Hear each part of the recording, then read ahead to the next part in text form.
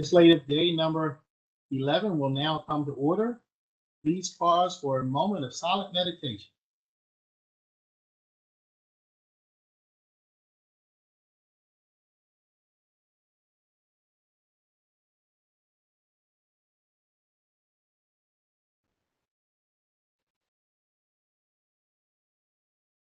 Thank you very much. I'll now call upon Councilman Marks to lead us in the Pledge of Allegiance. And there's the flag, of course, right over my shoulder.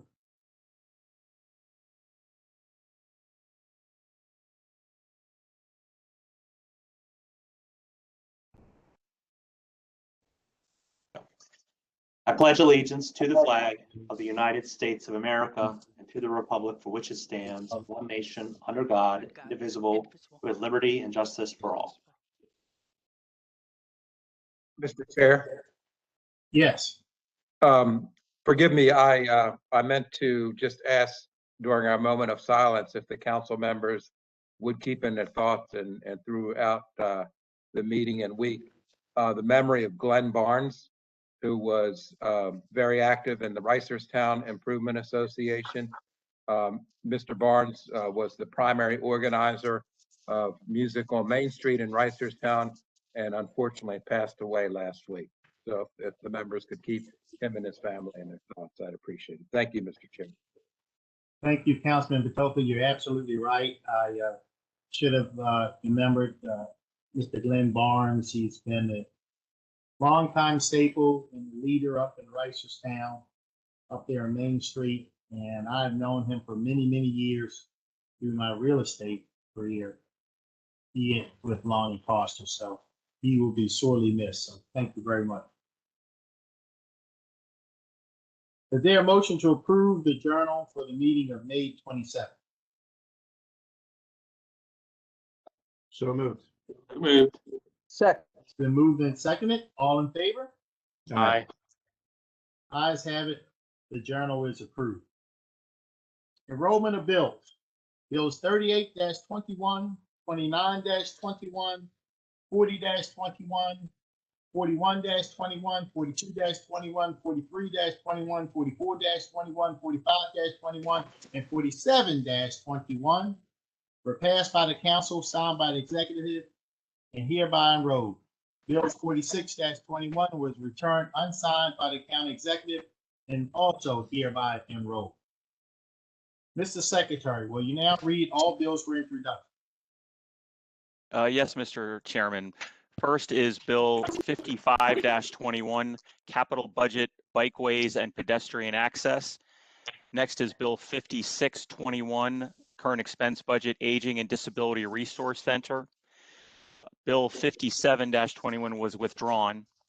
Bill 58-21 is entitled Planned Unit Developments, sponsored by Council members Marks, Bevins, and Jones.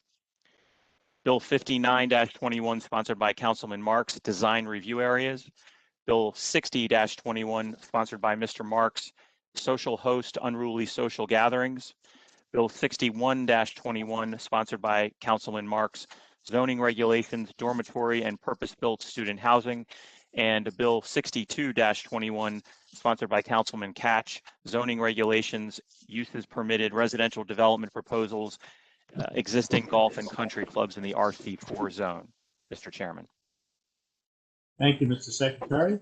The council will now consider all bills for final reading and vote. Mr. Secretary, the first bill, please.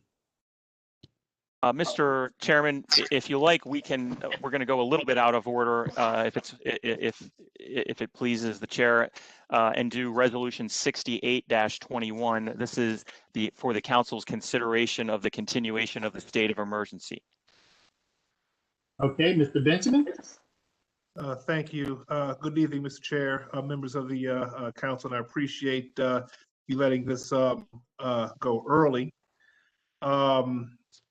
Resolution 68-21 seeks approval of the continuation of the local state of emergency that was initially declared by the county executive on March 13th, 2020 in response to the COVID-19 pandemic. On March 13th, 2020, the county executive declared a state of emergency. Naya, I'm sorry. I'm sorry, wrong button. Go right ahead. Okay. On March 16, 2020, the county council authorized the continuation of the state of emergency with the approval of resolution 37-20. The council has subsequently authorized the continuation of the state of emergency, most recently with the approval of resolution 54-21, which is set to expire on June 9th, 2021.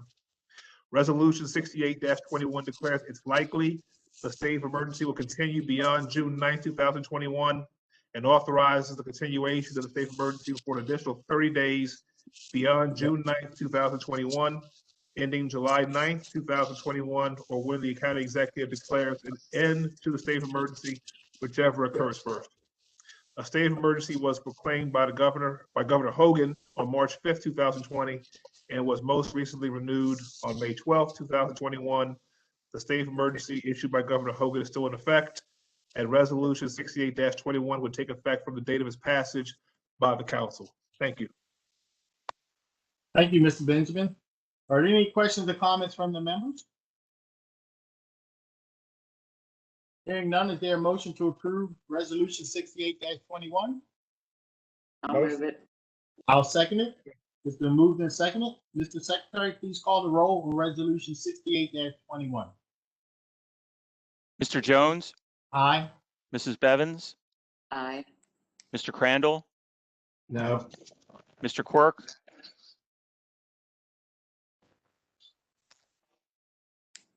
Mr. Quirk, you're mute. Mr. Quirk, Yes, aye. Aye. Mr. Patoka, Can you hear me? yes. Mr. Catch, Aye. and Mr. Marks. Aye. The ayes have it. Resolution 68-21 is passed. Mr. Secretary, next item, please. Thank you. Sure. Benjamin. Mr. Chairman, we'll now go to the bills for final reading and vote. First bill is Bill 48-21, Employees Retirement System. Mr. Blade. Well, thank you, Mr. Chairman. Good evening, members of council. The administration is requesting your approval of Council Bill 48-21 to amend the pension and retirement article of the county code. As submitted, the bill has three primary changes. It brings county law into compliance with the Federal Uniform Services Employment and Reemployment Rights Act, that's USERA, by allowing members who are receiving a military pension to be eligible for up to 4 years of creditable service in the county retirement system. We have historically allowed up to 4 years of creditable service if the member was not receiving a military pension. We do not know the full impact of the fiscal impact of this change, but again, we are amending the code to be compliant with federal law. The administration also, secondly, negotiated a change with the FOP during labor negotiations. Under current law, FOP members are eligible to receive an optional allowance to their pension known as Option 7. This survivalship option allows 50% of the retirement paid benefit to be paid to the officer's beneficiary upon death at no cost to the member and requires 25 years of service as a sworn police officer. The amendment changes it to 25 years of creditable service. This is intended to enhance recruitment efforts of police officers from other jurisdictions into lateral classes. The actuary estimates the first year cost of the change to be $491,000, which will be included in the FY23 operating budget. And finally, the bill provides technical corrections to update sections 5-1-219, 5-1-230, and 5-1-305 of the County Code to comply with Council Bill 36-20, retroactive to its effective date of July 1st, 2020. And I'll be happy to answer any questions. Comments from the members? Yes, Yes, Mr. Chair. Thank you, Mr. Chairman. I just want to say, recognize the county exec and also the Fraternal Order of Police and the police department on this, because I remember the past, as many of the council members clearly remember, in the past, all it was nonstop. It didn't matter what it was. If the police had one position, you could almost count on the administration maybe being the opposite. And I think sometimes because of some maybe some personal issues got in between. But I did want to give a lot of credit to the county exec and to Ed Blades and the whole team. I feel like this really is healthy government. It's government, it's the county exec, it's the FOP. I see such better relationship now than what we had in the past. So I did want to acknowledge that. And I appreciate the changes here. I think they make a lot of sense. So that's all. Thank you very much. Thank you, Councilman Burke. Councilman Batoka. Thank you, Mr. Chair. Mr. Blades, so is that to encourage moves from other jurisdictions into our police department? Is it a sweeter deal than other jurisdictions, or I should use not a sweeter deal, but more favorable than other? I think it's more consistent, Councilman, with other jurisdictions. I think what we heard from the FOP was that was one of the issues that applicants gave on not coming or not wanting to apply. It was part of that benefit option. So I think we'll probably be more consistent with other jurisdictions, but I haven't gone through and checked each individual surrounding county. Got it. I just thought that if it were used as an incentive to recruit officers, then perhaps maybe moving forward, we could look at an act, if Baltimore County offers a better incentive than other jurisdictions, then it would help serve to recruit officers. And actually, especially, I think we all have been interested in having a diverse police department. And Absolutely. so I would just suggest if, as we move into future years, and I know this is all contractual, but to look at an incentive that's even stronger perhaps than our neighboring counties. Thank you. Sure. Thanks. Any additional questions or comments? Let me just say, Director Blades, certainly support these changes, certainly for the police and the police, but also mainly for the I guess always thought it was sort of crazy that a person could work 7 years in the military and we would give them 4 years of service.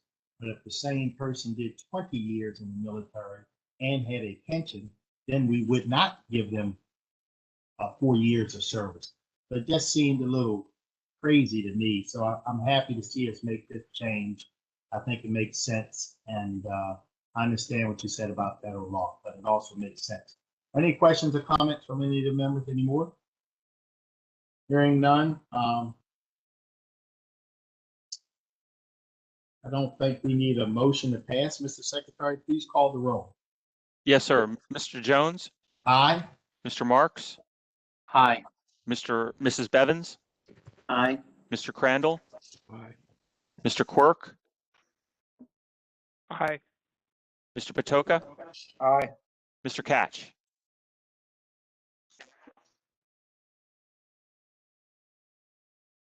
Mr. Catch. Aye. Thank you. Okay. The ayes have it. Bill 48-21 is passed. Mr. Secretary, next bill, please. Mr. Chairman, next is Bill 49-21, Current Expense Budget, Cities for Financial Empowerment Fund Implementation Grant. Mr. Leonard Howard. Good evening, Mr. Chairman, members of the council. The administration requests approval of $75,500 in grant funding from Cities for Financial Empowerment Fund. The grant will be administered in 2 stages. The first one, $47,000 from March of 21 through March of 22, and then $28,500 from November 21 through November of 22. The CFE Fund's mission is to leverage municipal engagement to improve the financial stability of low and moderate income households by embedding financial empowerment strategies into local government infrastructure. We will use the grant funding to support the integration of financial education and banking options into our summer youth employment program. We're partnering with the Maryland Cash Campaign, and we're going to use this funds for this program to help youth, educate them on the benefits of the banking and how to access their accounts safely. Are there any questions or comments from the members? Mr. Howie, like I said before, certainly support it. I think the $75,000 would be well spent, but I would urge you to really teach these young people about credit. Opening a bank account is important. Banking is important, but managing your credit is probably more important than those things. So that's my 2 cents for whatever it's worth. I know what you said before, that you guys will look into that, but do something. Any additional questions or comments? Hearing none, Mr. Secretary, please call the roll on Bill 49-21. Mr. Jones, Aye. Mrs. Bevins, Aye. Mr. Crandall, Aye. Mr. Quirk, Aye. Mr. Patoka, Aye. Mr. Catch, Mr. Marks. Aye. Ayes have it, Bill 49-21 is passed. Mr. Secretary, next bill, please. Next, Mr. Chairman, is Bill 50-21, Current Expense Budget Relief Act Workforce Development Grant. Mr. Howie. Mr. Chairman, again, the department requests that the approval of Maryland Relief Act grant funding in the amount of $903,000 from the State Department of Labor. The funds will be used to purchase 2 mobile career centers. The department will deploy the mobile career centers to Alice communities in an effort to engage more residents and provide services to those communities hit hardest by the pandemic. We expect the MCCs to be on the road in the late summer or early fall. The MCCs are part of our strategic effort to offer services available at our 3 American Job Centers, but to do so in an even more effective and accessible manner. Sounds like a great opportunity. Are there any questions or comments from the member? Hearing none, Mr. Secretary, please call the roll on Bill 50-21. Mr. Jones, Aye. Mr. Crandall, Aye. Mr. Quirk, Aye. Mr. Patoka, Aye. Mr. Catch,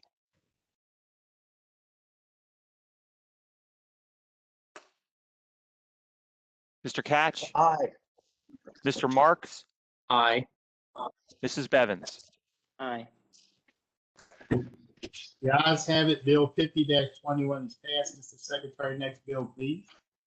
Next is Bill 51-21, sponsored by Council Members Jones, Patoka, Catch, and Marks, County Charter, County Council Qualifications. Thank you. I will start off by simply stating that, this here bill simply moved the eligible age to run for office in the county from 25 to 21. I think we as a society in most cases have come to recognize that 21 is the age of consent. You're an adult. You get out of high school at 18. So 21 years old seems like a logical age, and this will go before the voters. Before we had 25, which was the same qualifications as a state senator. And right now we find ourselves with maybe 2 or 3 other counties in the state that's still holding on to the age of 25. So 21 seems like a reasonable age. And of course, it'll be up to the voters to not only decide whether they want to make the change, but also decide whether or not somebody would be mature enough to handle the job. Any questions or comments from any of the other members? Co-sponsors? Yes, Mr. Chair. Yes, go right here, Councilman Patoka. I just wanted to say that I think this bill is a really good bill because it lends itself to encourage people to run for office, and it, broader spectrum of people, people that are younger. It also could lend itself to get younger people more engaged in being decision makers in their community. And so I share your enthusiasm about this this bill. Any additional questions or comments from the members? I'll say something, Councilman Jones. Sure. I gave a lot of thought to supporting this. And ultimately, I came to the conclusion that this is something that the voters should consider. And it will only go into effect if we amend the county charter. It doesn't mean that a 21-year-old is automatically going to get elected, but what it means is you could have a qualified 23, 24-year-old get elected. Right now, you have to be 25. We all run really difficult races. We all represent under 30,000 people. We have to acquire between 25,000 and 30,000 votes usually. And I guess the voters can kind of see through and pick who they feel is best qualified to represent them. Thank you, Councilman Marks. And to your point, Councilman Marks, I didn't want to get too deep into this, but the reality is, since we have elections once every 4 years, in many cases, if a person does not hit it perfect, in other words, if they don't hit it exactly right, then they would have to be, in fact, 28 or even 29 before they could run for office. Because if they skip the 25th birthday, they have to wait 3 more years. So even this person would have to hit it perfect. 1/4 of the people, if you figure everything out, would have to hit it perfect to be able to run for office at 21. The rest will still having to wait 3 years later. Yeah, Mr. Councilman Jones, if I could just repeat that, to me, it's not about a 21-year-old running. It's about someone who might be qualified at 23 and 24 years old, and have demonstrated the sort of the credentials that people like in a candidate. Okay. Thank you very much, Councilman Mark. Any additional questions or comments? Hearing none. Mr. Secretary, please call the roll on Bill 51-21. Mr. Jones, Aye. Mr. Quirk, Aye. Mr. Patoka, Aye. Mr. Catch, Mr. Catch,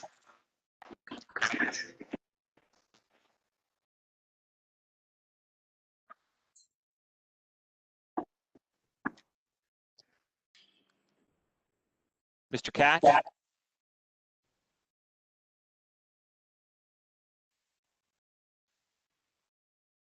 Mr. Secretary, move on and right, call Mr. the Marks, next. Aye. Mrs. Bevins, Aye. Mr. Crandall, Aye. Mr. Catch,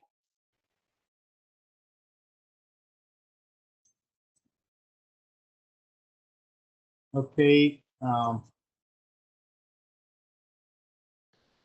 Not hearing from Mr. Catch. Vote. The bill still passed. Bill 51-21 is passed. Mr. Secretary, next bill, please. Mr. Catch, if you want to text me, if you can hear it by any chance, feel free to text me or the secretary any additional votes. Mr. Catch, are you back?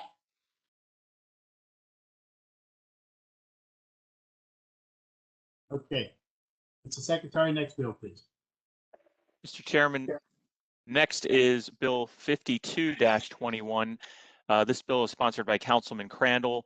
Permits, approvals, Mr. and Secretary, yes. you have Councilman Catch. No. Would you like to vote on the last bill, 51-21? Aye. There you go. Thank you. Reflect unanimous. Mr. Secretary, next item. Yes, sir, Mr. Chairman. Next is Bill 52-21, sponsored by Councilman Crandall. Permits, approvals, and inspections, gathering permits. Mr. Crandall? Thank you, Mr. Chair. I'm going to make a motion that we extend the bill as we gave the council gave ourselves that opportunity a couple of years ago. This bill, although on the surface it would not seem complicated, the way that the code is, it's a little convoluted. The administration's been working on language, and we could have, I guess, possibly put an amendment in or a few amendments in late this afternoon, but I don't think that would give us all time to digest it. So I'd like to move that we extend the bill. Thank you. Any questions or comments from the members? Mr. I'll Secretary? second. I'll second it. It's been moved and seconded. Mr. Secretary, please call the roll on extending the bill 52-21. Mr. Jones, Aye. Mr. Crandall, Aye. Mr. Quirk, Aye. Mr. Marks, Aye. Mrs. Bevins, Aye. Mr. Patoka, Aye. Mr. Catch. I think Mr. Catch is having technical difficulties again. Wow. Can he just put it in the chat box? There he is. There's Mr. Cat. Mr. Catch. Thank you. So Bill, yes, sir. Well, I thank my colleagues for their consideration, and Mr. Secretary.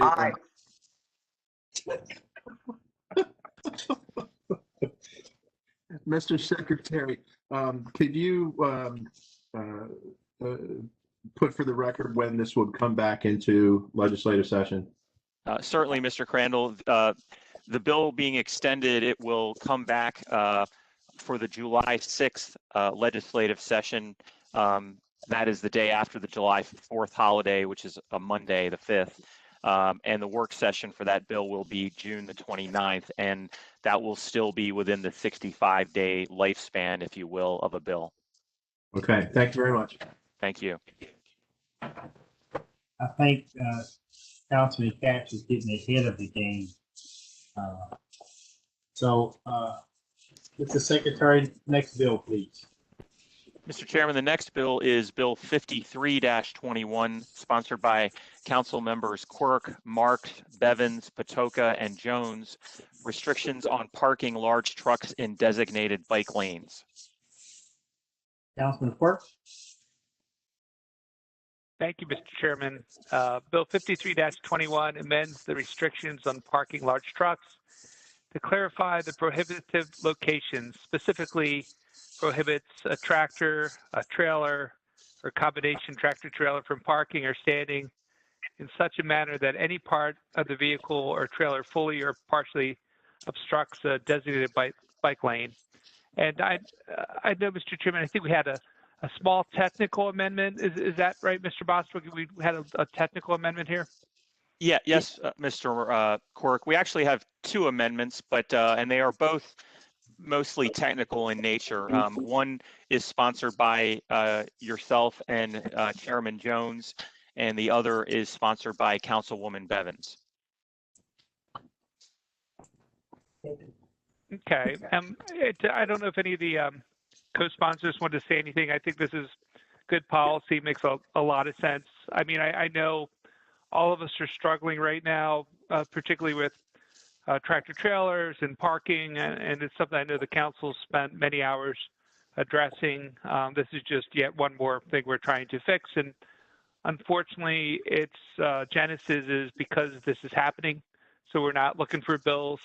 It's something I didn't think we'd have to do a bill on, but apparently we do. So this will help a little bit when these violations exist. Thank you. Are there any additional questions or comments? Mr. Chairman, Yes, Councilwoman Bevins. if you don't mind, I'd like Mr. Bostwick to talk about my amendment and why. As you know, a few weeks ago, well, I guess it's been a month now, we passed legislation about trucks not being able to park anywhere on Baltimore County roadways. And the police came back to me after getting the legislation and said it was very hard for them to enforce because first, there's not signage, and trucks are very used to being parked on Baltimore County roadways.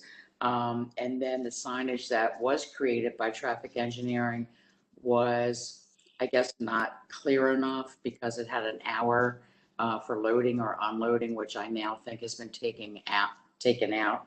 So instead of me creating a new bill to fix all this, the amendment is being added to Councilman Quirk's bill. Did I explain that correctly, Mr. Boswick? That is correct, Mrs. Bevins. You did.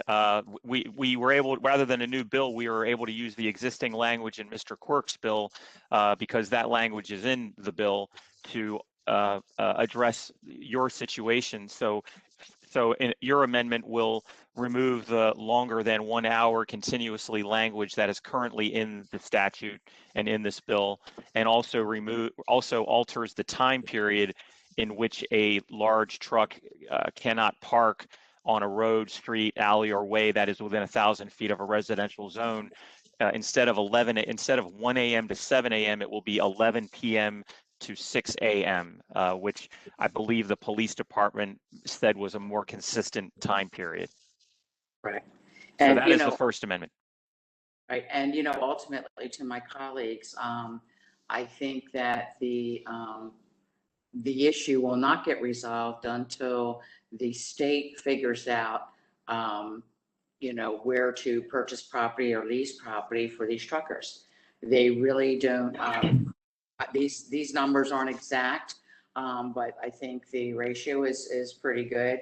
If we have 3,000 truckers, we have a little over 300 spots. So that's a problem. And a lot of them are up off of 95. And some people want to be able to bring their truck loads closer to home or their trailers closer to home. So the state, and I've had several conversations, and David Marks, maybe you can be more helpful and work with me with them. They really need to identify property for these truck drivers to be able to park overnight. So they're not tempted to bring them home to the neighborhoods. Councilwoman Bevins. Councilwoman Bevins. Yes. So on the west side, the state I'm not sure if the state would allow it. Maybe Councilman Marks could chime in, but where I-70 terminates after 695, it's just a highway that has about 8 lanes. And so for a while, trucks were parking overnight. And it seemed pretty reasonable because there was very little traffic on that termination past 695. But I think the state clamped down on that. I'm sure that Chairman Jones or Councilman Quirk probably have noticed that I-70 termination where it terminates at the city line, and trucks used to park there, which again seemed very reasonable to me. Glasses. Yeah, I think you're absolutely right. Once upon a time, it was a very popular place to park trucks. And then they clamped down and said they could not do it anymore. And I'm not sure where they are now. I guess the other part to remember is, the reality is, we need to do what we can to help the truckers. But at the same time, it's their responsibility. Most cases, it's just a matter of convenience. There's a place to park that truck in some cases, but that place may be 40 minutes out of the way and in the opposite direction. I know a guy who lives in Randallstown, and I talked to him and he said, hey, listen, my yard is in Frederick and I run to Philadelphia every day. So if I go to Frederick from Randallstown, from Philadelphia, past Randallstown, go to Frederick, and the next morning get up, go back to Frederick to get the truck, then drive past my house to go up to Philadelphia every day. It's like 2-3 hours extra every day. So that's his story. And my heart goes out to him, but I certainly understand why people don't want their community to become truck stops. Any additional questions or comments? Mr. Chair, I'd just like to chime in on a couple of things, please. So as you all know, our district, home to Trade Point Atlantic, the Port of Baltimore, we see just in the last few years, even just exponential growth in truck traffic. So causes problems from the truckers being on non-approved trucking routes in residential neighborhoods. It's led to the problem that Councilwoman Bevins addressed last year with overnight parking and even parking during the day on our county roadways has been a problem. We're looking at something a little bit different where we have commercial car carrier operation operating on Golden Ring Road and the right near Eastern Tech. Some of the issues have been enforcement. Some of the issues are not proper signage, and then the fact that when the police department responded to our office by ticketing these drivers, I was told, I don't have written proof of this, but I was told that the owner of this car carrier company said it's just cheaper for him to pay the fines than to find a property to lease. So the problems are compounding. I do know that Councilman Quirk and our district, so the 1st and 7th are both represented on the truck traffic work group, and I think that group is winding down, and will hopefully issue some reports and recommendations that we could do legislatively or work with our police department on enforcement of problems. So it's not going unaddressed. It just gets a little complicated. Thank you, Councilman Crandall. And as you recall, we addressed this, I don't know how many years ago it was when we increased the fines from like 40 or 50 bucks to the first offense being $250, the second offense being $500, and thereafter we will have the ability to tow the vehicle. So I do notice in my community there a couple of places, I guess necessity is the mother of invention, a couple of places that are private property where people are, I'm assuming that they are charging some fee to the truck for parking there, but I saw like 5 or 6 trucks in the back of a shopping center the other day. So my assumption is they have some arrangement with the property owner. Any additional questions or comments? The only thing I would add, Mr. Chairman, Yes. it is certainly a national issue, but it is, acutely felt in Maryland, which is right up and down the eastern seaboard. There was a report in 2019 that identified many clusters where this parking is occurring. The number one cluster, I believe, was actually the Laurel area, but surprising to me, the Cockeysville area was one of the top clusters as well.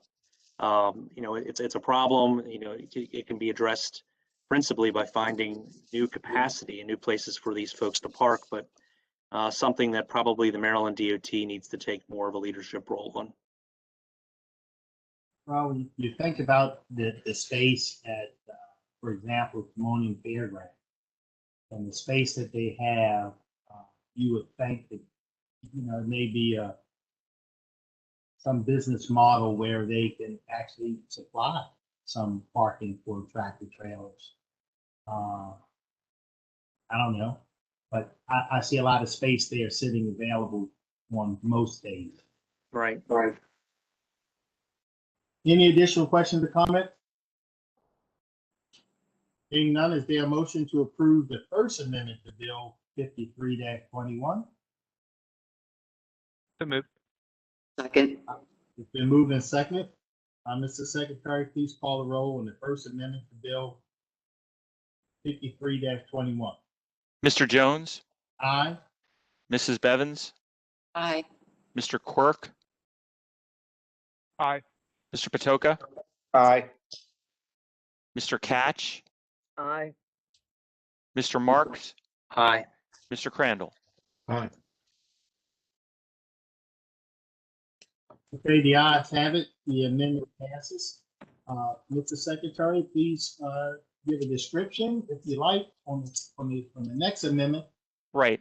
The next amendment, Mr. Chair, the bill, of course, as Mr. Quirk indicated, prohibits the parking or standing of a tractor, a trailer, or a combination tractor trailer in such a manner that any part of the vehicle or trailer fully or partially obstructs a designated bike lane. I believe, Mr. Chairman, you had a concern during the work session about vehicles that may be parked in that manner, but are only loading, loading or unloading cargo. So the amendment would add language that states unless parking or standing is essential to the immediate loading or unloading of cargo. Thank you. Any questions or comments? Mr. Secretary, I will make a motion to approve this amendment. Is there a second? Second. Second. Second. Been moved and seconded. Mr. Secretary, please call the roll on the next amendment to Bill 53-21. Yes, sir. Mr. Jones, Aye. Mr. Quirk, Aye. Mr. Patoka, Aye. Mr. Catch, Aye. Mr. Marks, Aye. Mrs. Bevins, C. Mr. Crandall. Aye. The ayes have it. The second amendment to Bill 53-21 is passed. Their motion to approve the amended Bill 53-21. So moved. I'll move it as amended. It's been moved and seconded. Mr. Secretary, please call the roll. on Mr. Jones? 53-21. Oh, Aye. sorry, Mr. Jones. Aye. Mr. Quirk, Yes. Mr. Catch, Aye. Mrs. Bevins, Aye. Mr. Crandall, Aye. Mr. Marks, Aye. Mr. Patoka. Aye. The ayes have it. Bill 53-21 as amended is passed. The council will now consider all fiscal matters. Extensive testimony was taken at the council's work session on June 1st. The witnesses who testified at the work session are available to restate their testimony if needed. If council member have any questions regarding a particular fiscal matter, that item will be discussed as a separate matter. I'll now call upon the secretary to read the cover letter for fiscal matters 1 through 4, 6, and 8 through 10. Yes, thank you, Mr. Chairman. Fiscal matter 1 is a budget appropriation transfer with the Department of Health and Human Services General Substance Use Disorder Treatment Grant. Fiscal matter 2 is a budget appropriation transfer with the Orphans Court. Fiscal matter 3 is a budget appropriation transfer with the Board of Elections. Fiscal matter 4 is a budget appropriation transfer with the Baltimore County Public Schools.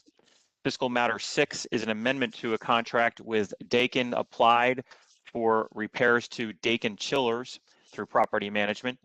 Fiscal matter 8 is an amendment to a contract Advanced Scale of Maryland LLC for maintenance, calibration, inspection of truck scales.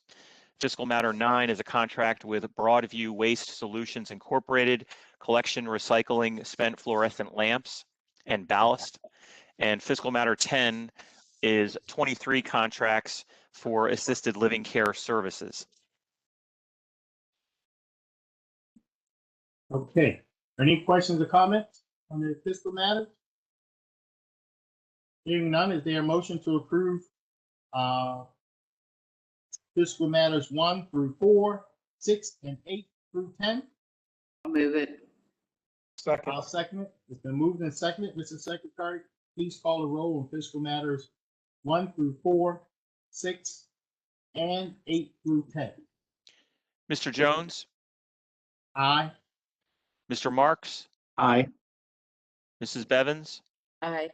Mr. Crandall, Aye. Mr. Quirk, Aye. Mr. Patoka, Aye. Mr. Catch. Aye. The ayes have it. Fiscal matters 1 through 4, 6, and 8 through 10 are approved. We'll now consider all miscellaneous business. Mr. Secretary, first item, please. Mr. Chairman and council members, whenever a contract over $25,000 is awarded by a process other than formal competitive bid, it is required that a copy of the contract be given to the council and the nature and parties of the contract be announced at the next legislative session following award. There are 7 such contracts this evening. The first is with 4 Imprint for sanitizer as part of COVID-19 response. Award total $96,757.71. Next is Coastal Trailer Scales and Leasing LLC for refrigerated trailer rental. additional award total of $27,000. Next is United Metropolitan Business Management doing business as United Metro Golf Carts for golf cart rental at the Timonium Fairgrounds to ferry people during the testing and vaccination. Additional award total of $9,375. Greece WM Operators LLC doing business as Home 2 Suites White Marsh for hotel accommodations in response to COVID-19. Award total of $507,460.79. Compass Group USA doing business as Chartwell's Dining Services for boxed meals for homeless outreach during COVID-19. Additional award total of $25,000.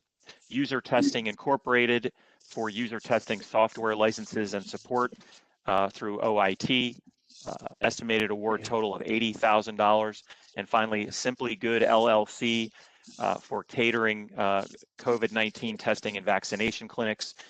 Award total of $39,330. Thank you very much, Mr. Secretary. Next item, please.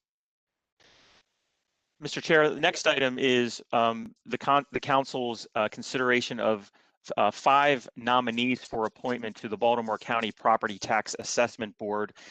These are nominees who the council is asked to approve, and then the names are forwarded to the governor for potential appointment.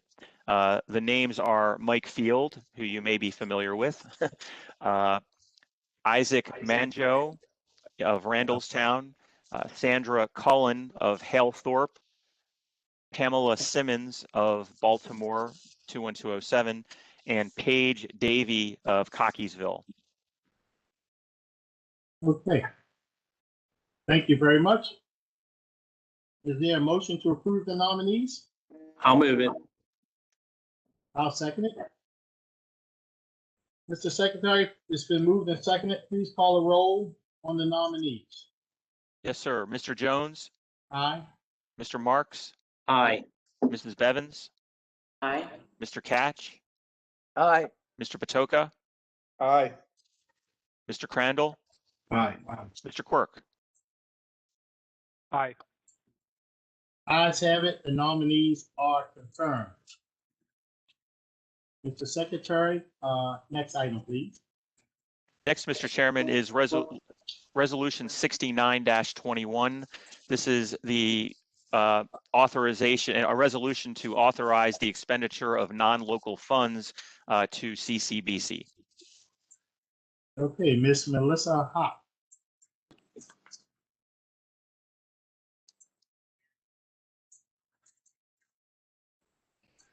Hello, Council. Thank you very much for the opportunity to present. And I seek authorization for the expenditure of non-local funds totaling $11,625,000. These monies come to CCBC through the second stimulus act passed by the federal government. We had anticipated receiving these monies in FY22, but instead the regulations are such that we must recognize them in FY21. Okay, thank you. Are there any questions or comments? Hearing none, is there a motion to approve Resolution 69-21? Motion. I'll move it. It's been moved and Second. seconded. Mr. Secretary, please call the roll on Resolution 69-21. Mr. Jones, Aye. Mr. Quirk, Aye. Mr. Patoka, Aye. Mr. Catch, Aye. Mr. Marks, Aye. Mrs. Bevins, Aye. Mr. Crandall. Aye. Ayes have it. Resolution 69-21 is passed. Mr. Secretary, next item, please. Next is Resolution 70-21. This is a resolution to authorize the expenditure of non-local funds to BCPS. Okay, Mr. George Sarah. Hi, this is Whit Cantliff, Budget Director, and I'll be covering this one for Mr. Saris. Each year, the budget is amended when funds are transferred between MSD activities. The categories established by MSD each represent an appropriation of funds for specific purposes. Legislative bodies must appropriate or authorize the use of funds by law. Infrequently, unanticipated revenues are provided, often by the federal government, to local education agencies. This occurred during the 2008 financial crisis when ARA funds were provided to sustain LEAs when tax revenues eroded. Another such event, the global pandemic, brought about extraordinary federal action by two administrations to provide 4 separate grants of additional funds to state and local agencies. As we've discussed throughout the year, CARES Act revenues to date total over $150 million. These funds were not known or anticipated on March 1st, 2020, when the FY21 budget was forwarded to the county executive. The first grant award was made June 26, 2020, and 3 successive grants followed through the summer and fall of 2020. The FY21 budget must now be amended to reflect the availability and use of these funds. The special revenue budget has always included an allowance of approximately $5 million for undesignated grants that may be awarded during the upcoming fiscal year. This process has worked well. During FY21, the above referenced emergent federal grants awarded in response to the global pandemic exceeded the value of undesignated grant awards. To comply with accepted governmental accounting principles and state and local regulations, it's necessary to amend the FY 2021 adopted special revenue budget to reflect these grant awards. The last special revenue supplemental budget appropriation was presented in 2015 to appropriate a larger than anticipated Title I grant award. An operating budget supplemental appropriation of special revenue grant funds in the amount of $54,529,564 is presented for approval. This supplement includes funds for the following grants awarded after the FY21 budget was finalized: $19.2 million from ESSER or CARES Act, $10.5 million from the Coronavirus Relief Fund for Technology, $12.8 million from the Coronavirus Relief Fund for Tutoring, $1.288 million from the Governor's Emergency Relief Fund, $750,000 from the Governor's Office of Rural Broadband, $667,000 is related to carryover the Blueprint Concentration of Poverty Grant, $375,000 from the Baltimore County Workforce Innovation Opportunity Act Grant, $275,000 related to the Infants and Toddlers Blueprint Grant, $1.995 million related to the Special Education Pass-Through Grant, $6.5 million related to Title I carryover, and $88.5 million is from the MABE Risk Management Grant. Now entertain any questions you may have. Any questions or comments from the members? Hearing none, is there a motion to approve resolution 70-21? I'll move it. I'll second it. It's been moved and seconded. Mr. Secretary, please call the roll on resolution 70-21. Mr. Jones, Aye. Mrs. Bevins, Aye. Mr. Marks, Aye. Mr. Quirk, Aye. Mr. Patoka, Aye. Mr. Catch, Aye. Mr. Crandall. Aye.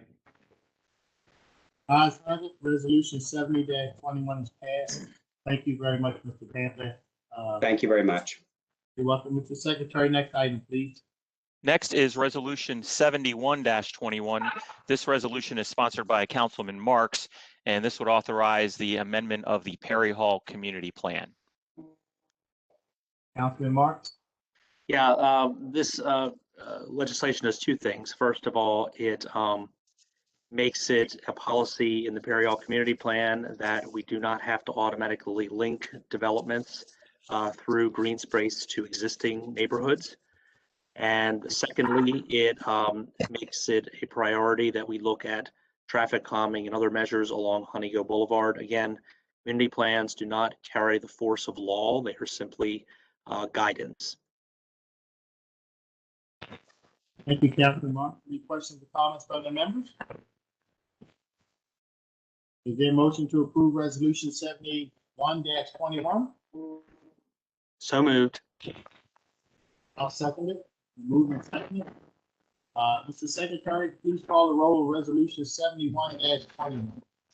Mr. Jones, Aye. Mr. Marks, Aye. Mr. Catch, Aye.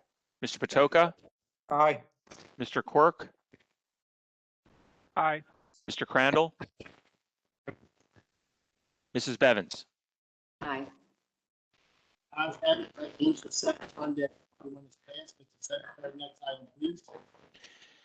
Mr. Chairman, the next item is the council's consideration of the nomination by Councilman Crandall of Mr. Brian T. Pennington, Esquire, to the Baltimore County Board of Appeals for a 3-year term that would end April 30th, 2024. Thank you. Councilman Crandall, Mr. Pennington here. He is. It's your show, Councilman Crandall.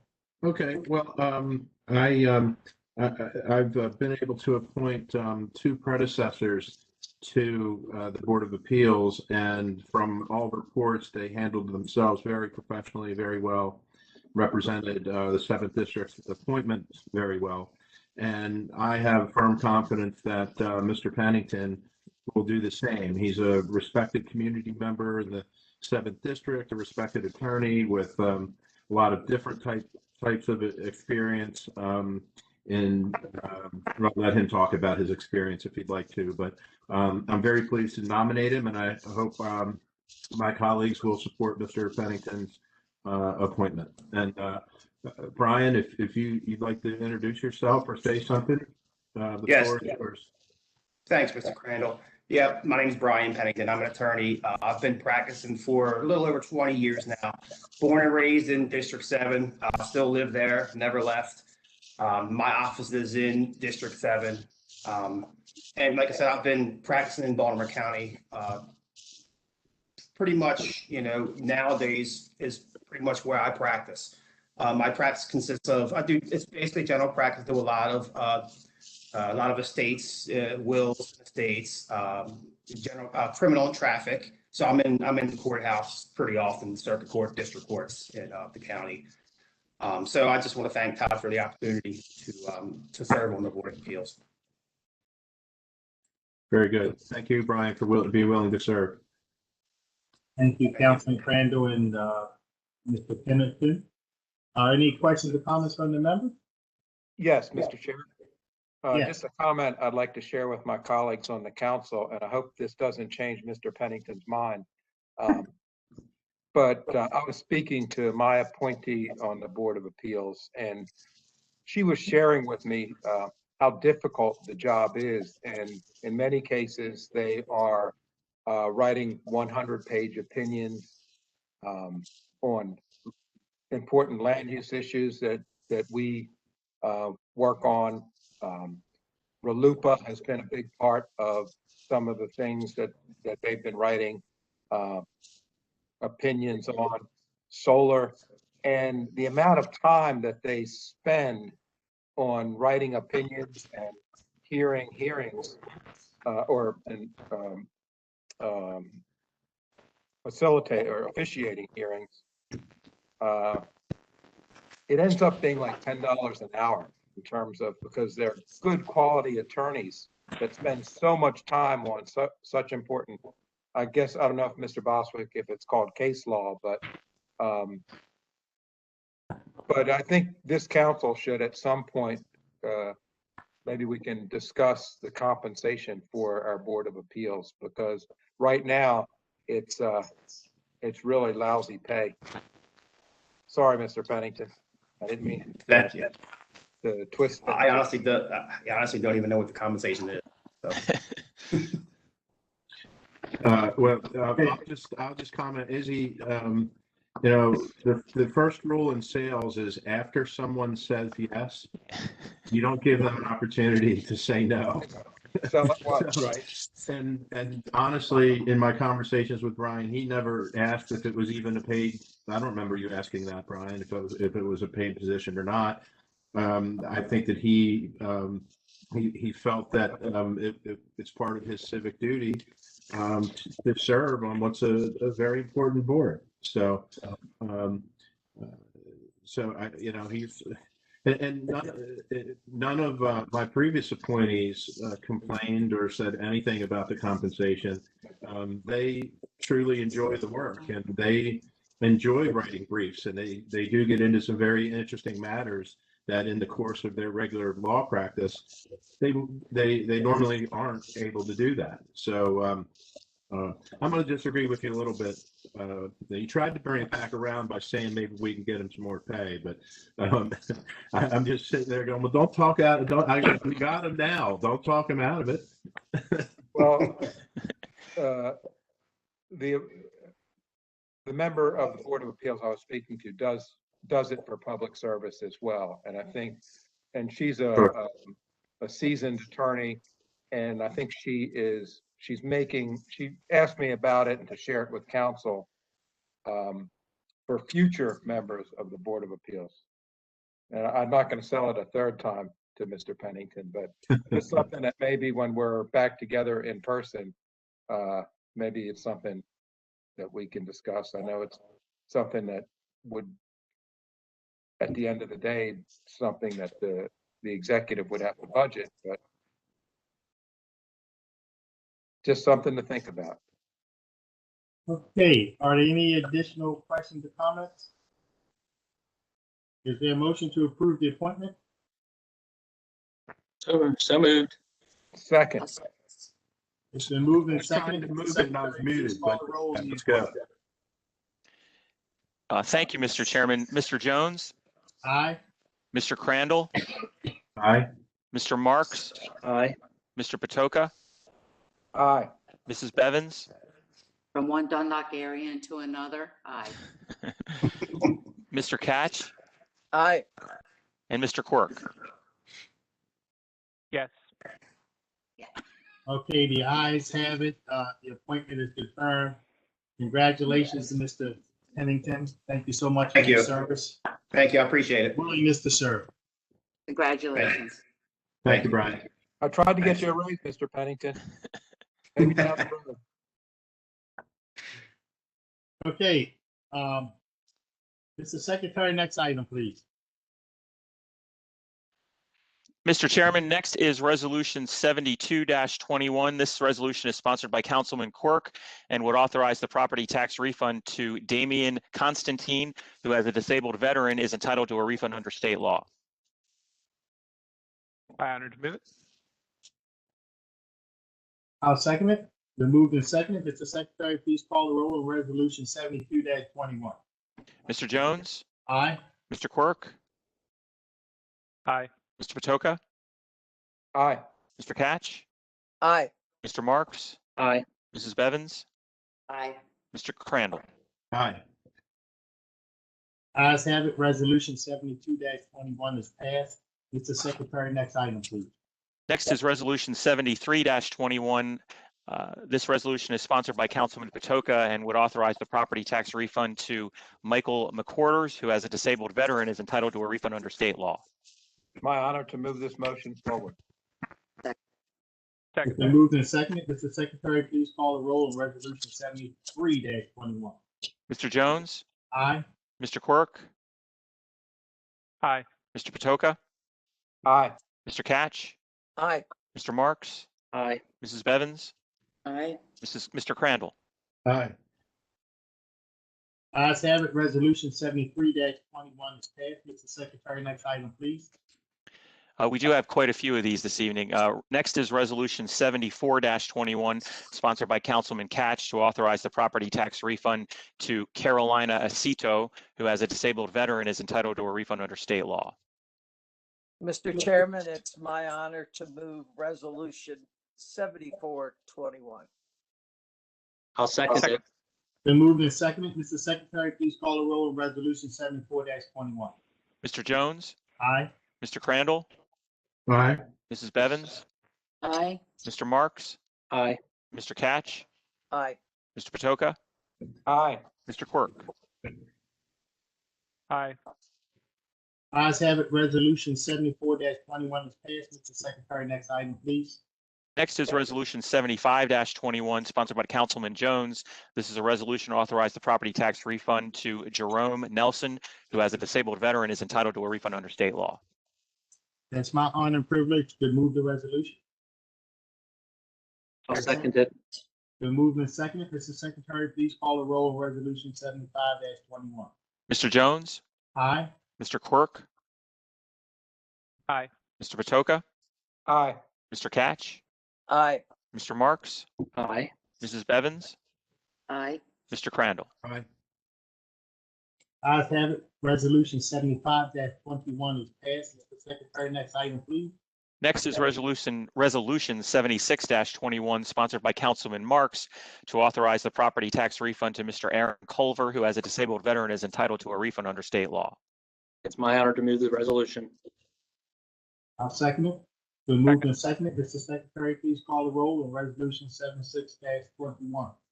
Mr. Jones, Aye. Mr. Patoka, Aye. Mr. Catch, Aye. Mr. Marks, Aye. Mrs. Bevins, Aye. Mr. Crandall, Aye. Mr. Quirk. Aye. Ayes have it. Resolution 76-21 is passed. Mr. Secretary, next item, please. Next is Resolution 77-21, sponsored by Councilman Jones, to authorize the property tax refund to Mr. Leonard Chambers Jr., who as a disabled veteran is entitled to a refund under state law. My honor and privilege to move the resolution. Second. Been moved and seconded. Mr. Secretary, please call the roll on resolution 77-21. Mr. Jones, Aye. Mr. Catch, Aye. Mr. Marks, Aye. Mrs. Bevins, Aye. Mr. Crandall, Aye. Mr. Quirk, Aye. Mr. Patoka. Aye. Ayes have it. Resolution 77-21 is passed. Mr. Secretary, next item, please. Next is Resolution 78-21, sponsored by Councilwoman Bevins, to authorize the property tax refund to Frederick Scott, who as a disabled veteran is entitled to a refund under state law. It's my privilege to move it. I'll second it. It's been moved and seconded. Mr. Secretary, please call the roll on resolution 78-21. Mr. Jones, Aye. Mr. Catch, Aye. Mr. Marks, Aye. Mrs. Bevins, Aye. Mr. Crandall, Aye. Mr. Quirk, Aye. Mr. Patoka. Aye. Ayes have it. Resolution 78-21 is passed. Mr. Secretary, next item, please. Next is Resolution 79-21. This resolution is sponsored by Councilman Crandall and authorizes the property tax refund to James Quinn, who as a disabled veteran is entitled to a refund under state law. It's my honor to move the resolution. Second. Moved and seconded. Mr. Secretary, please call the roll on resolution 79-21. Mr. Jones, Aye. Mrs. Bevins, Aye. Mr. Crandall, Aye. Mr. Quirk, Aye. Mr. Patoka, Aye. Mr. Catch, Aye. Mr. Marks. Aye. Ayes have it. Resolution 79-21 is passed. Mr. Secretary, next item, please. Resolution 80-21 is also sponsored by Councilman Crandall to authorize the property tax refund to John Nicholas III, who as a disabled veteran is entitled to a refund under state law. It's my honor to move the resolution. Second. Second. Moved and seconded. Mr. Secretary, please call the roll on resolution 80-21. Mr. Jones, Aye. Mr. Crandall, Aye. Mr. Quirk, Aye. Mr. Patoka, Aye. Mr. Catch, Aye. Mr. Marks, Aye. Mrs. Bevins. Aye.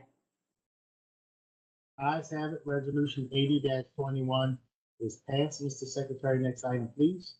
Next is Resolution 81-21, sponsored by Councilman Quirk, to authorize the property tax refund to Charles Hollis, who as a disabled veteran is entitled to a refund under state law. My honor to move it. I'll second it. It's been moved and seconded. Mr. Secretary, please call the roll on resolution 81-21. Mr. Jones, Aye. Mr. Quirk, Aye.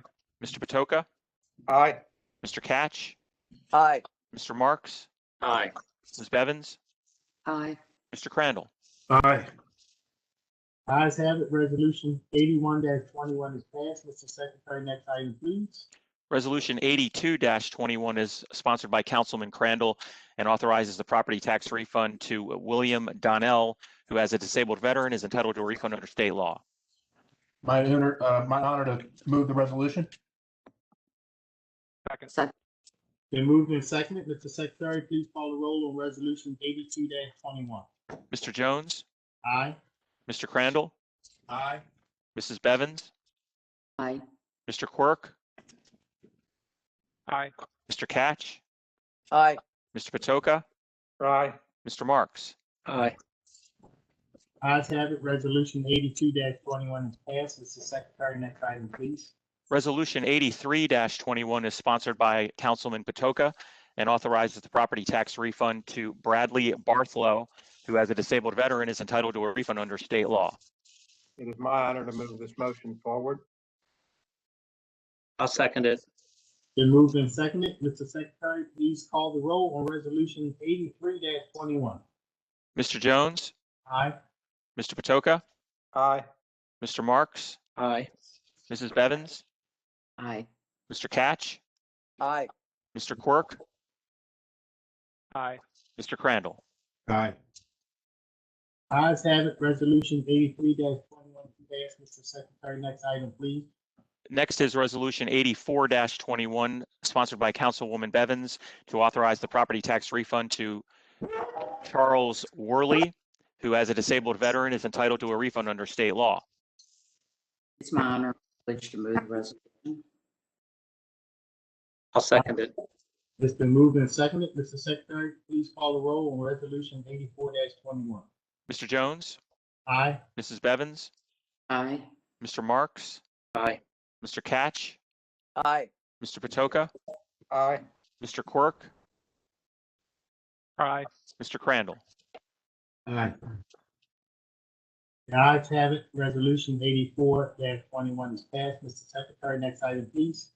Next is Resolution 85-21, also sponsored by Councilwoman Bevins, to authorize the property tax refund to Cynthia Burton, who as a disabled veteran is entitled to a refund under state law.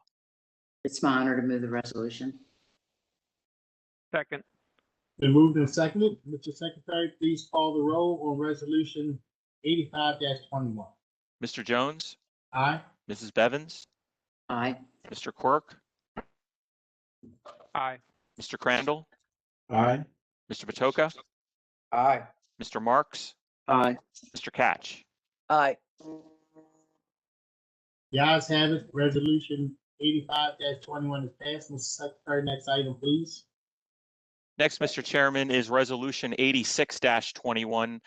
This is a resolution to amend the local open space waiver fees for introduction only this evening. Okay, Mr. Secretary, next item, please. Next is Resolution 87-21, Economic Development Revenue Bond, McDonough School Incorporated, for introduction only this evening. Okay, Mr. Secretary, next item, please. And then finally is Resolution 88-21, approval of the continuation of the state of emergency for introduction only this evening. Thank you. Mr. Secretary, is there any further business to come before the council? There is no further business, Mr. Chairman. Is there a motion to adjourn the meeting? I'll move it. So moved. Second. Moved and seconded. All in favor? Aye. Aye. Ayes have it. The meeting is adjourned. Ms. Belcastro, is there anyone signed up to speak? Yes, Mr. Chair. There are 4 people who registered to address the council this evening. So I'll call our speaker if that's okay with you. Yeah, that's fine. Okay, and just a reminder to those who are addressing the council, you have 3 minutes to speak. And our first speaker is Erica Ofelt. Let's find her on our list here. Ms. Ofelt? Ms. Ofelt?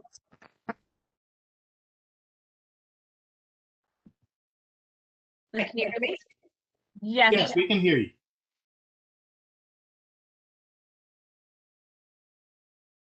You have 3 minutes, ma'am. Hello? Yes, Yes, Can you guys actually hear me? yes, we can. yes. Because I can't hear you. Keep speaking. You can hear me? Okay, I'll just talk. Hello, my name is Dr. Erica Ofelt, and I'm a veterinarian that lives at 1517A Providence Road. My husband and I purchased our house in summer of 2016, and we did extensive research prior to purchasing our home to ensure that we wouldn't have any issues occur later with the shared drive that's associated with our property. The land next to our home was purchased by the state of Maryland as part of program open space, and it's not actually owned by the county. We have been assured that the state that this was a shared private driveway and would not become an entrance. In the fall of 2017, we started having issues with a ranger at Cromwell Valley Park instructing park patrons to use our shared driveway and park on our property to access the park. Myself and my neighbors brought up our concerns about our children and our pets' safety in our own driveway. And rather than addressing our concerns, this ranger instructed more people to use our property to access the park and went as far as mowing down an open space meadow area to allow for cars to park. No approvals were given, no permits, and nothing was posted prior to allowing people to access our shared drive as an entrance to the park. There was no, it was just mowed down. No, they didn't put up it. They just mowed it down and they put up signage to instruct people to park here. Not only has this been a violation of my rights as a property owner, but this has been a huge safety concern for my family, neighbors, and friends. This will be the only access point for my daughter to catch the bus. This is the only access point for us to get our mail or drop off our trash. This is the only way we are able to leave our home, and on multiple occasions have not been able to leave or get home due to the amount of traffic. We have issues where I've almost been hit pushing my daughter in her stroller, playing with my daughter on our front lawn or in our driveway, and have had unknown dogs run up to our property at myself and my young daughter. We have people drive over our front yard or driveway to turn around when it gets backed up. I have a 5-year-old deaf nephew, and I have a 2.5-year-old cousin with a malformed leg. And we have multiple children of friends and family and neighbors with ADHD who could easily get hit by a driver not paying attention. In the last few months, I've been threatened by 2 park goers, one of which, after being asked to put his Shepherd Pit Bull mix on a leash after running across our lawn, came after me and my 15-month-old daughter. The incident was so severe that a judge ordered a 6-month peace order, which included no access to the shared drive for our safety. This man also made it clear to the judge that once this order is lifted, he will be back. We have sent over letters, emails with our concerns, with over 50 concerned residents have reached out to the county executive's office. We were even told during the last town hall meeting by Johnny himself that he would be reaching out to resolve this issue. We've heard nothing. Myself and my neighbors feel like sitting ducks waiting for something bad to happen since we know it's inevitable. We are asking for you to please stop the use of this as an access point before someone gets seriously injured. Okay, thank you very, very much. And we really appreciate your testimony, and I'm sure someone will be looking into your concerns. We have your information. Ms. Belcastro, next speaker, please. Yes, our next speaker, Mr. Chair, is Zach Rowland. Mr. Rowland? Yes, can you hear me? Yes, we can. You can begin your testimony.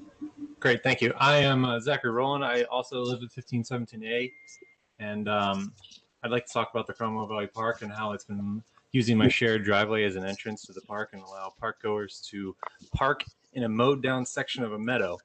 My wife and I did a lot of research, as you've heard, of buying our home to make sure that it would remain a private shared drive. We called the state, the county, pulled all the documents on the transaction, and were given assurances by the state that it would remain a private shared driveway. We have come up with we've brought up our concerns and rights multiple times and been told that our safety concerns are not valid since there's no children that have been yet hit at the county park. However, the reason I went to such levels before the shared drive was not to be used by public was because I, as a child, was hit by a moving car around 25 miles per hour. The vehicle could not see me before it was too late and I was struck. As I was helicoptered to a children's hospital and where I stayed for 48 hours for back and neck x-rays, I was extremely lucky and only broke the growth plate in my knee and got a concussion. I am worried about my child's safety as she is much smaller than I and when I was struck, and This will be her only way to get to the bus stop, the mailbox, the trash cans. All that stuff is why I'm worried about the safety of me, my neighbors, their kids, and my friends and family that might be here at that time at our house, since they could also get hit by a driver not paying attention. Basically, anybody that I invite into my home has an increased risk while they're here. I've also been nearly hit taking out the trash, getting the mail, and walking my daughter down the driveway to take a walk in the nearby neighborhood. On top of that, the risk of someone getting hit, we have had multiple issues with people not attempting to come after me and my family, increased crime, loose dogs in our property, and coming at my child. Not only has this county ignored our complaints and concerns, we've experienced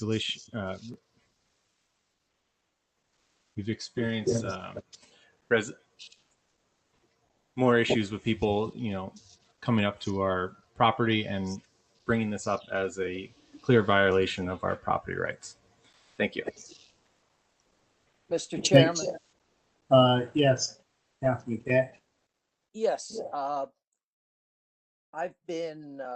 visited this area over the last year a number of times, and I can tell you that what the people along Providence Road are saying about this situation is right on target. It is an unsafe road off of Providence Road. It is not safe for people to turn there. And the other issue is people are parking wherever they want to park. And some of the land they're parking on is privately owned. And so it's a real problem. I totally support the people who live along Providence Road.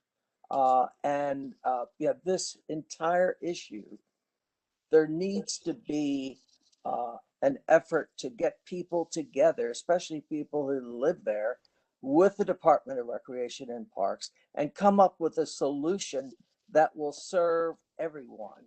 And so far, that has not happened. We've had one meeting, and to me, it was totally unsatisfactory. We have an obligation to make sure that people are safe in their homes, on their property. And, I will continue to work on this issue with the county executive and with the Department of Recreation and Parks. But we're having problems other places as well, because a number of people who are using our county and state parks is growing and growing and growing. And in the meantime, we have not provided adequate parking. In some cases, it's really the state's responsibility to provide parking. In this case, it's the county's responsibility to deal with this issue because the park is a county park. So I will continue to work with them. I've worked with their attorney as well. This is something that needs to be addressed in a sensible way so that the safety of the people who live along Providence Road is maintained. Thank you. Mr. Chair. Yes, Mr. Benjamin. I just wanted to note, make sure that the members were aware. I'm actually been in contact with Mr. McCann, the neighbor's lawyer, and I intend to speak with him tomorrow or the next day. So I just wanted to assure everyone that I'm aware of this, and we'll be working with council or discussing the issue with their council. Thank you very much, Mr. Benjamin.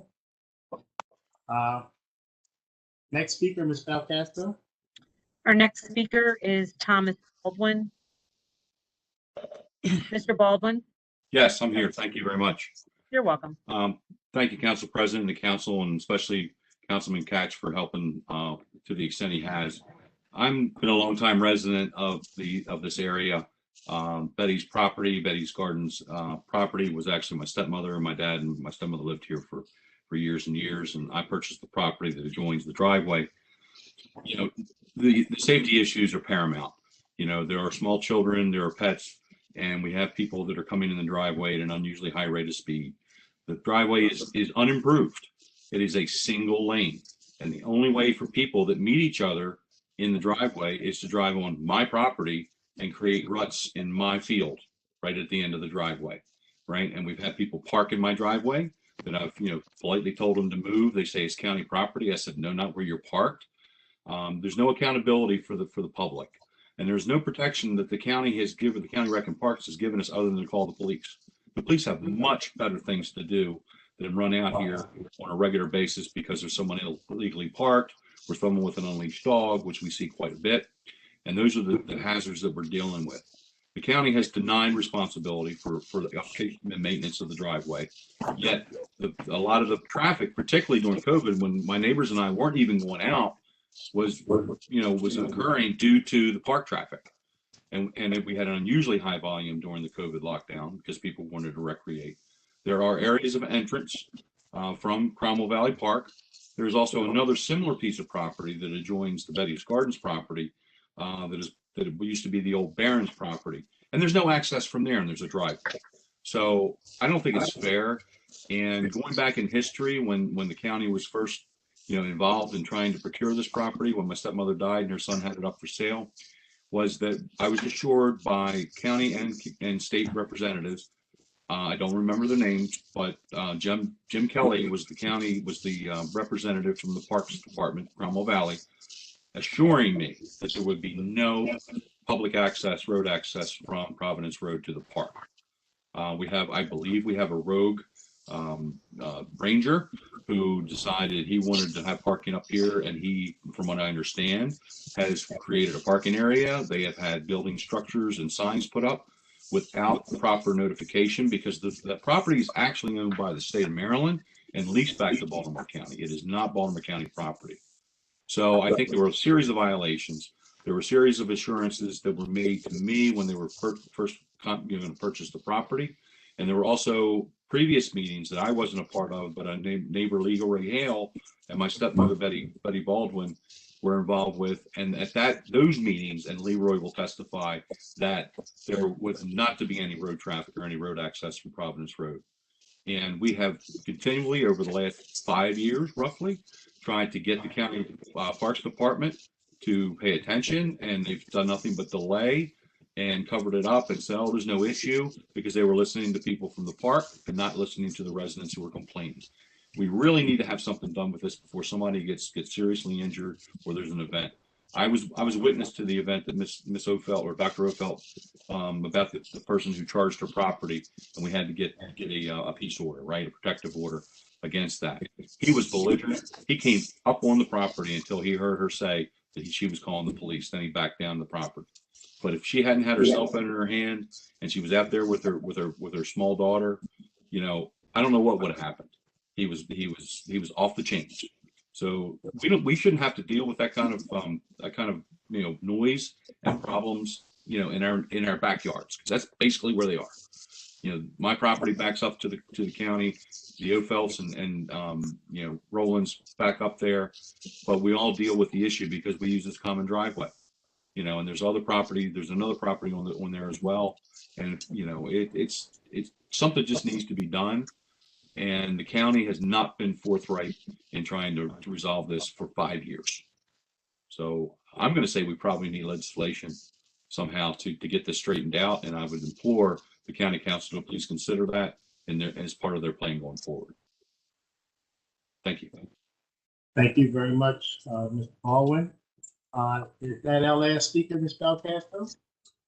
No, Mr. Chair, we have one more speaker for this evening. Our last speaker is Fabiola Emos. Are you there? Yes. Oh, Can you okay. hear me? Yes, we can. You can begin your testimony. Thank you. Yes. I just want to to say that I have lived in this area for almost 15 years. And my home is not close to the driveway, so I wasn't aware of the situation up close. But then one afternoon, I was in my backyard with my 3 young kids. They're 11, 8, and 4.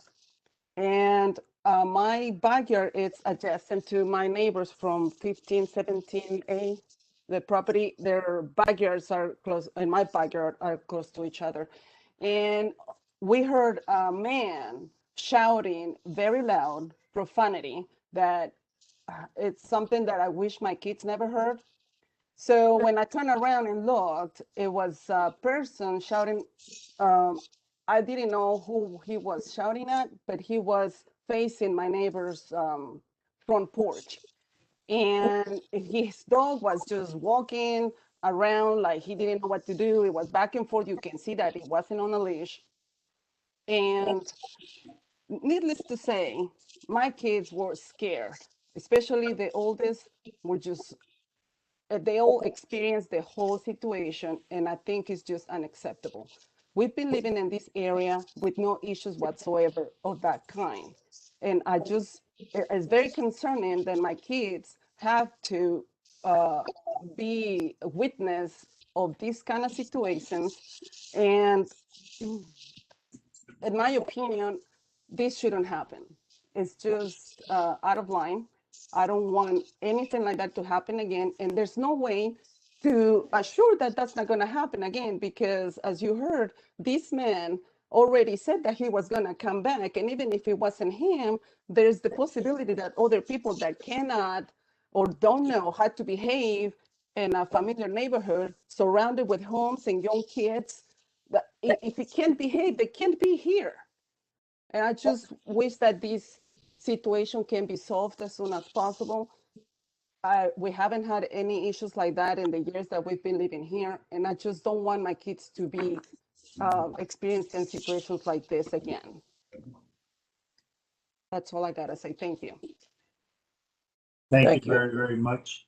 That it, Ms. Belcastro? Yes, Mr. Chair, that is it.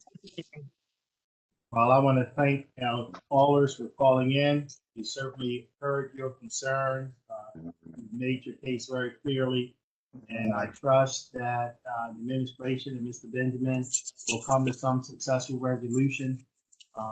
And we stand ready to assist Councilman Patch in terms of any support he may need to help fix this. But right now, I've heard from the administration, heard from Mr. Benjamin, that they intend on coming up with a successful resolution.